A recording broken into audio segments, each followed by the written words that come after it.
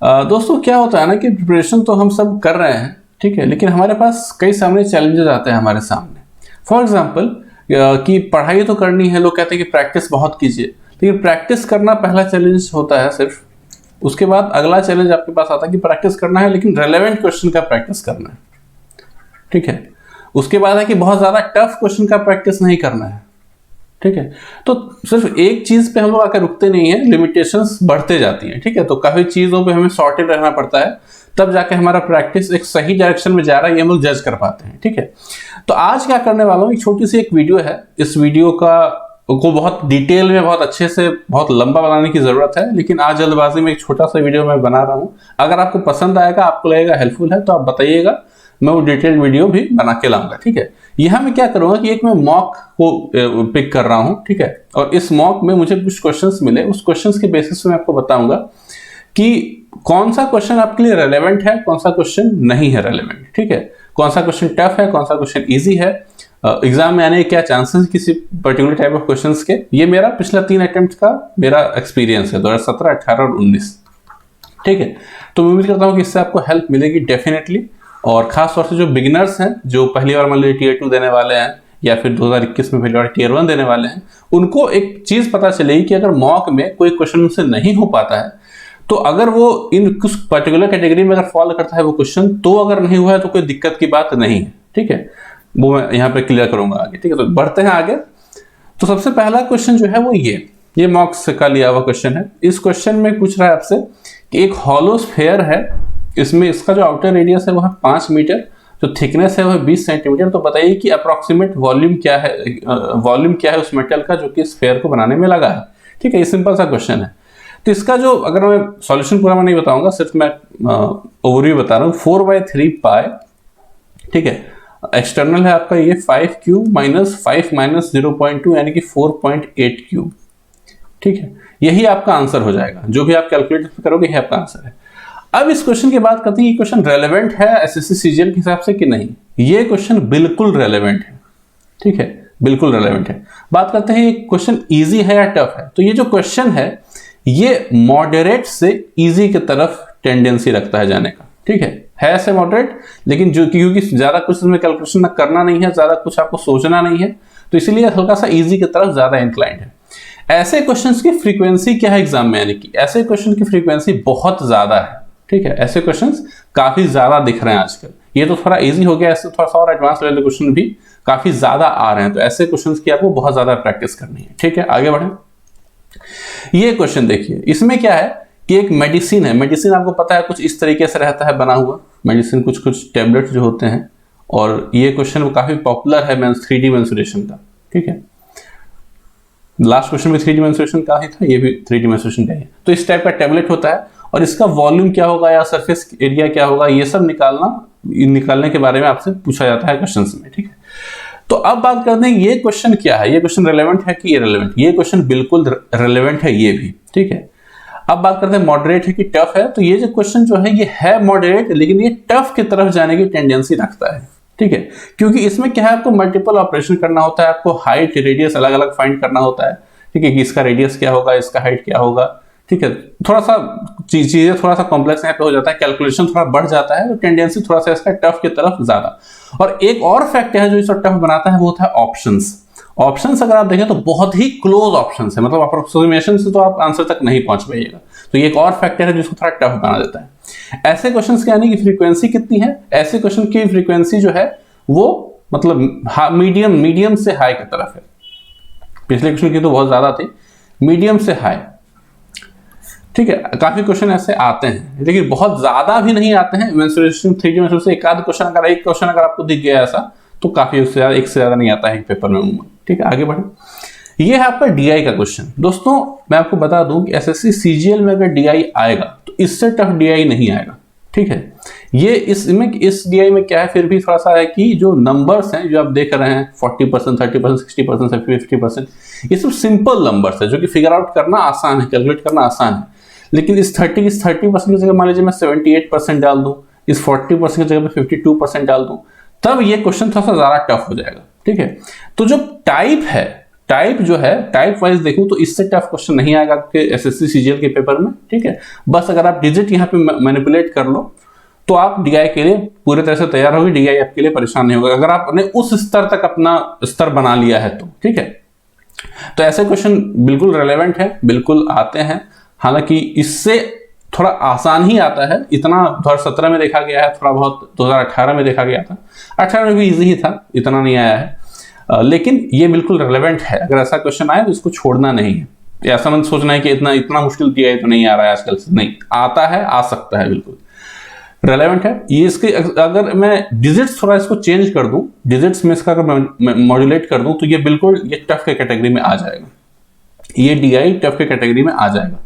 Frequency की बात करें, फ्रीक्वेंसी इसकी लो है, बहुत ज्यादा नहीं आते हैं ऐसा डीआई कम देखा जाता है, बहुत कम, मैक्सिमम यहां तक जा सकता है एसएससी, इससे ऊपर नहीं जाएगा, ठीक। आगे बढ़ते हैं। अच्छा, आगे बढ़ने से पहले आपको बता दूं कि अनअकैडमी पे एक नया फीचर स्टार्ट हुआ है, अनअकैडमी आस्क अ डाउट। अगर आप अनअकैडमी के प्लस सब्सक्राइबर हैं तो आपको डाउट पूछने का एक फीचर यहाँ पे ऐड किया गया है, ठीक है। आप अनलिमिटेड डाउट्स पूछ सकते हैं, कभी भी पूछ सकते हैं, सॉल्यूशन आपको अच्छे क्वालिटी में भी मिलता है, ठीक है।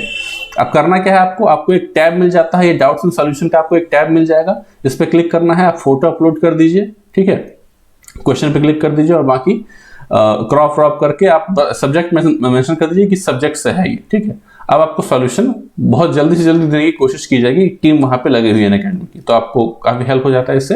कुछ डूज एंड डोंट्स भी हैं, क्या आपको करना है क्या नहीं करना है। तो अगर आपको प्लस सब्सक्राइबर आप हैं तो आपको ये फीचर मिलता है। अगर आपको लेना है सब्सक्रिप्शन तो डिस्क्रिप्शन बॉक्स में लिंक है, वहां जाके आप ले सकते हैं, ठीक है। मेरा कोड है WEESHAL विशाल, इसको यूज करके आप मैक्सिमम डिस्काउंट भी हासिल कर सकते हैं। इसके अलावा अब अगर आपने कॉइन्स आपने जमा कर रखे हैं, काफी सारे फ्री वीडियोस अगर आप देखते हैं, कॉइन्स हैं आपके पास, तो आप एडिशनल और 10% तक का डिस्काउंट अवेल कर सकते हैं, ठीक है।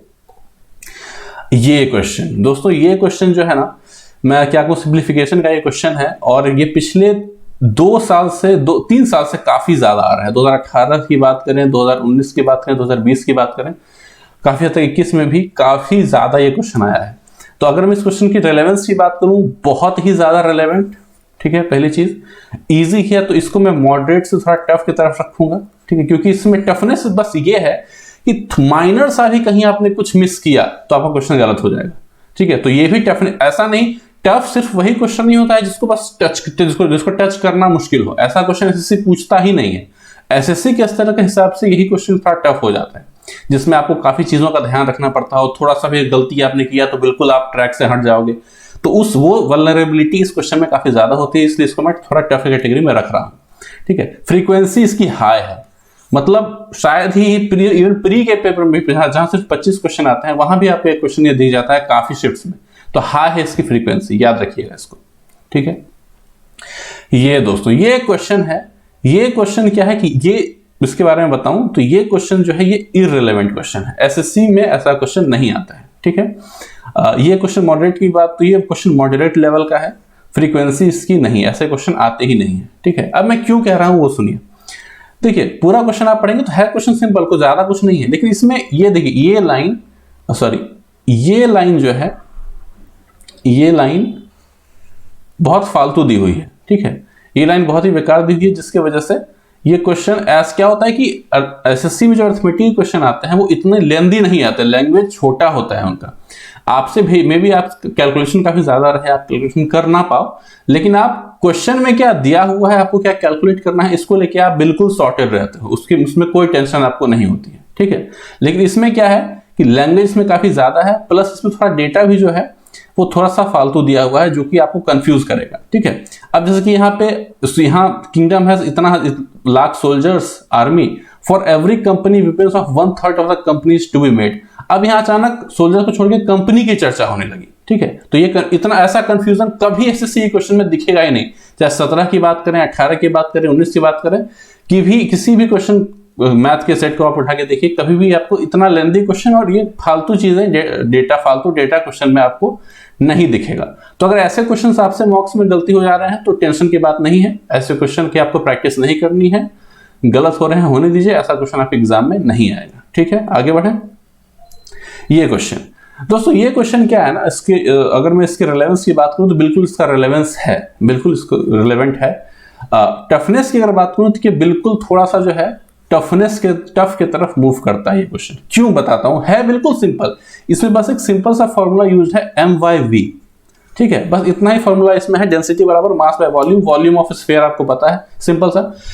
टफ इसलिए है क्योंकि ये नया है, ऐसे क्वेश्चन एसएससी में अभी तक आए नहीं थे, ठीक है, ऐसे क्वेश्चन में ज्यादा फोकस करता नहीं था एसएससी, अब कर रहा है। पहले क्या होता था कि मान लीजिए बोलता था कि एक स्फीयर है, उसको क्यूबॉइड बना दिया गया मेल्ट करके, तो हम लोग क्या करते थे, वो v1 बराबर v2 कर देते थे, वॉल्यूम कंजर्व कर देते थे, तो हमारा आंसर आ जाता था। या बोलता था कि स्फीयर से क्यूबॉइड बनाया गया, इतना वॉल्यूम खर्च हो गया, लेकिन दोनों का सरफेस एरिया बराबर है, तो सरफेस एरिया बराबर कर देते थे। अब क्या है, अब हमें डेंसिटी के क्वेश्चंस हम लोग एक्सपेक्ट कर सकते हैं पेपर में, हालांकि अभी तक नहीं उतने आए हैं, लेकिन रेलेवेंट हैं, ठीक है, और ये थोड़ा सा टफ कैटेगरी में आएंगे क्योंकि अभी नए हैं, ठीक है। एक बार एक दो बार पेपर में, तो फिर ये टफ रहेंगे नहीं, फिर कोई आप लोग ट्रिक इसका बना ही लोगे, कंफर्टेबल हो जाओगे। फ्रीक्वेंसी की बात करो तो अभी इसकी फ्रीक्वेंसी नहीं है, क्वेश्चन अभी नहीं आ रहे हैं, लेकिन बिल्कुल आ सकते हैं। तो ऐसे क्वेश्चन अगर आपको मिले तो इसको नोट्स में अपने रख लीजिए, इन फ्यूचर कहीं ना कहीं दिखेंगे ही दिखेंगे, ठीक है। आगे बढ़े, देखिए मैं यहाँ सॉल्यूशन डिस्कस नहीं कर रहा हूँ, बस क्वेश्चन का टाइप डिस्कस कर रहा हूँ आपके साथ। ये देखिए, ये फिर 3D मेंसुरेशन का क्वेश्चन है। मेटेलिक राइट सर्कुलर सिलेंडर है, उसका बेस डायमीटर इतना है, हाइट इतना है, इसको मेल्ट किया गया राइट सर्कुलर कोन में, जिसका हाइट 3 टाइम्स है CS है। अब ये बिल्कुल रिलेवेंट क्वेश्चन है, ये जो क्वेश्चन है बिल्कुल इजी क्वेश्चन है, बिल्कुल टफनेस इसमें नहीं है, और ऐसे क्वेश्चन की फ्रीक्वेंसी है हाई है, ऐसे क्वेश्चन की फ्रीक्वेंसी काफी हाई है, ठीक है। तो ऐसे क्वेश्चन को अच्छे से आप प्रैक्टिस कीजिए, और इसमें कुछ नहीं, क्वेश्चन आराम से आप कैलकुलेट कर सकते हैं, कुछ उसमें दिक्कत की बात नहीं है। बस इसमें दिक्कत ये है कि कैलकुलेशन जो है वो क्लोज कैलकुलेशन है, ठीक है, आपको कुछ हद तक एग्जैक्ट कैलकुलेशन करना पड़ेगा, ठीक है। तो बस इसमें थोड़ी सी टफनेस है, अदरवाइज ये क्वेश्चन है बिल्कुल ईजी, कोई इसमें ज्यादा टफनेस नहीं है। ये क्वेश्चन, ये दोस्तों फिर से मैं बात करूं तो ये क्वेश्चन मैं कहूंगा सेमी रेलेवेंट है, ठीक है। सेमी रेलेवेंट मैं इसलिए कह रहा हूं कि ये क्वेश्चन बहुत ही प्यारा है, बहुत ही प्यारा है, ठीक है। लेकिन क्या है कि भाई अभी तक ऐसे क्वेश्चंस उतने एसएससी ने नहीं पूछे हैं, ठीक है, लेकिन सेमी रेलेवेंट है, बिल्कुल अगर आए तो बिल्कुल डिजर्व करता है एसएससी ऐसे क्वेश्चन पूछना। बहुत प्यारा क्वेश्चन है, मतलब मुझे मजा आ गया था इस क्वेश्चन को देख के।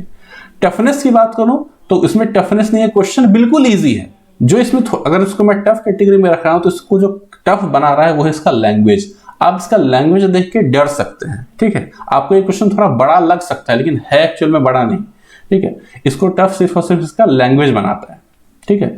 फ्रीक्वेंसी की बात करें तो ऐसे क्वेश्चन की फ्रीक्वेंसी लो है, वेरी लो, अभी ऐसे क्वेश्चन नहीं आ रहे हैं, लेकिन क्योंकि आपको पता है हर बार 10-12 क्वेश्चन तो ऐसे थोड़ा नया डालता है, तो डाल सकता है इसको। तो इसको प्लीज नोट कर लीजिएगा ऐसे क्वेश्चन को, जहां आपको जब इसको सॉल्व करोगे आपको ऐसा फील होगा कि सिर्फ इसमें लैंग्वेज और कुछ था ही नहीं लिटरली, ठीक है। बहुत ही सिंपल क्वेश्चन है, लेकिन थोड़ा सा हर बार होता है ना कि पेपर जब हम लोग देते हैं तो पेपर हमें टफ लगता है, लेकिन पेपर खत्म होने के बाद लगता है यार ये तो सड़ा हुआ क्वेश्चन था, वो वाली फीलिंग आएगी इसको देख के।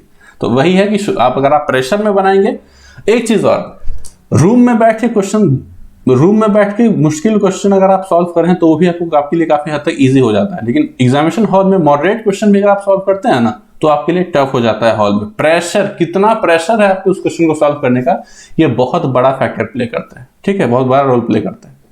ये क्वेश्चन देखिए, दिस क्वेश्चन इज, पहले मैं रेलेवेंस की बात करूं, बिल्कुल रेलेवेंट है ये क्वेश्चन, आप एक्सपेक्ट कर सकते हैं ऐसा क्वेश्चन।